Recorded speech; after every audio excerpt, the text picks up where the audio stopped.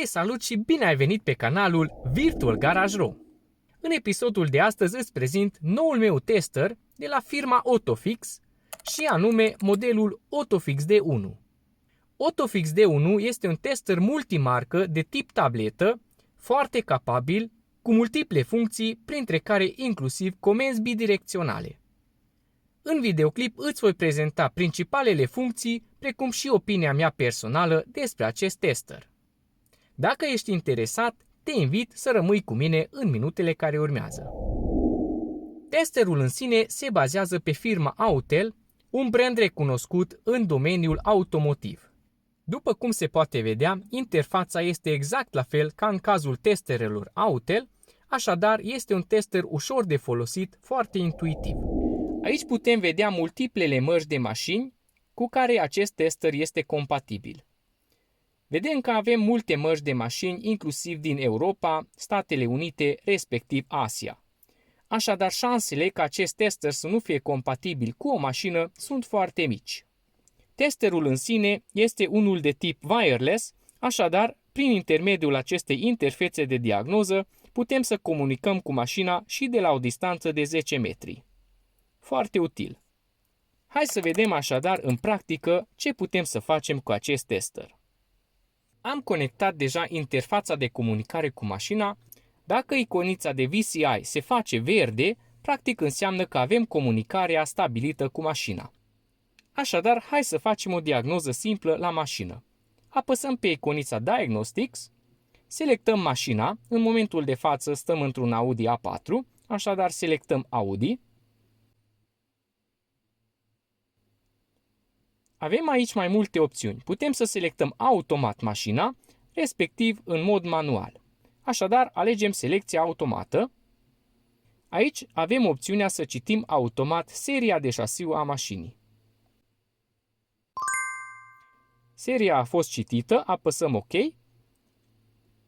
Iar acum trebuie să alegem mașina Audi A4 din 2008, modelul Avant, motorul KAGA 2 litri TDI. Confirmăm că datele sunt corecte, apăsăm Yes și practic acum suntem gata să facem diagnoză la mașină. Avem mai multe iconițe și aici, avem o iconița de Diagnosis, Hot Functions, Guided Function, etc. Hai să facem o diagnoză. Avem mai multe opțiuni. Putem scana automat toate modulele mașinii, respectiv putem selecta în mod manual modulul de control care ne interesează. Eu acum voi face o scanare automată completă a mașinii, așadar apăsăm pe Autoscan. Acum, practic, testerul va scana toate modulele mașinii în căutarea eventualelor coduri de eroare.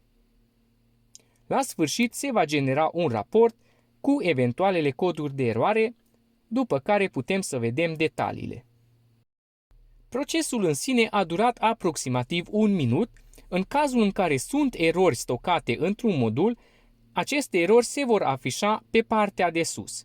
În cazul nostru de față nu avem niciun cod de eroare stocat în niciun modul, așadar avem o mașină perfect funcțională din acest punct de vedere.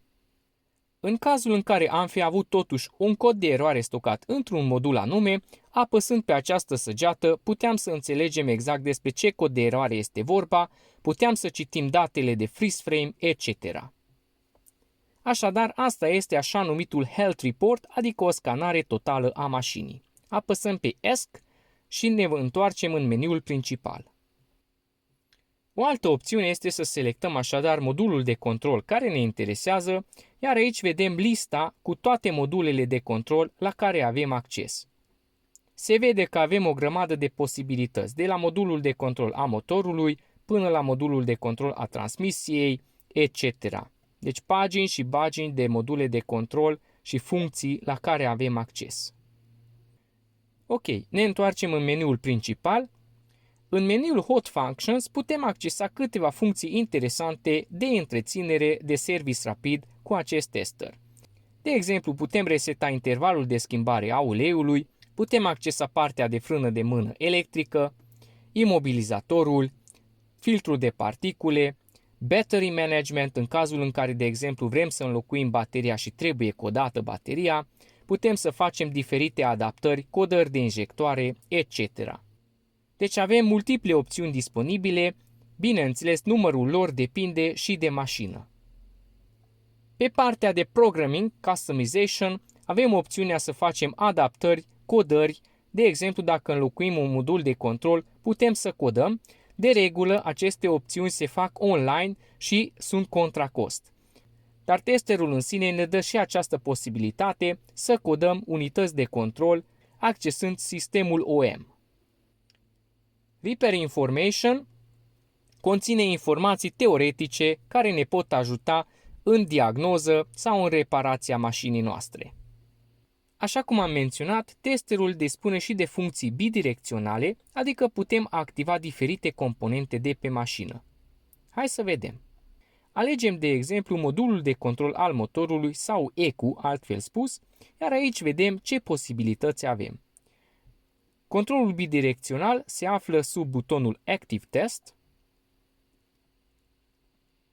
Ne cere să oprim motorul, în cazul nostru nu este pornit motorul, așadar apăsăm Yes. Și aici vedem diferitele opțiuni pe care le avem. Putem să activăm compresorul de climă, pompa de motorină din rezervor, putem să aprindem martorul DPF, etc. Deci avem multiple opțiuni, comenzi bidirecționale.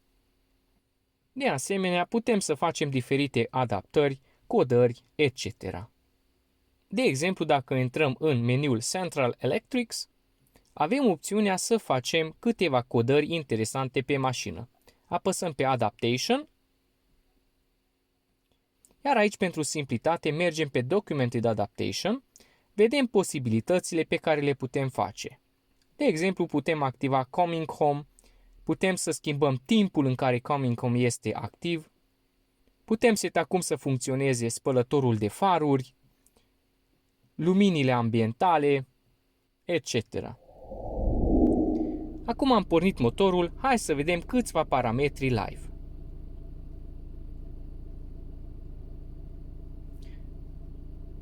Așadar mergem la Live Data, adică parametrii în timp real. Și aici avem toți parametrii care pot fi observați. Vedem că sunt pagini și pagini de parametri pe care îi putem vizualiza în timp real. De exemplu, putem să facem o verificare cât este presiunea pe rampa comună versus cât este targetul sau cât este valoarea așteptată de calculator. Pentru acest lucru trebuie să căutăm parametrii care ne interesează.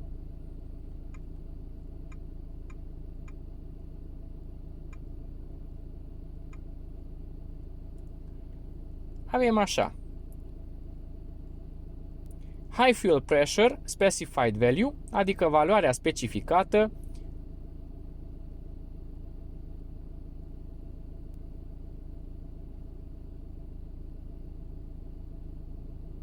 respectiv presiunea efectivă.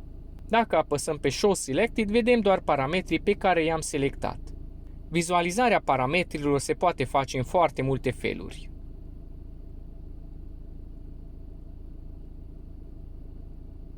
În mod grafic, foarte interesant.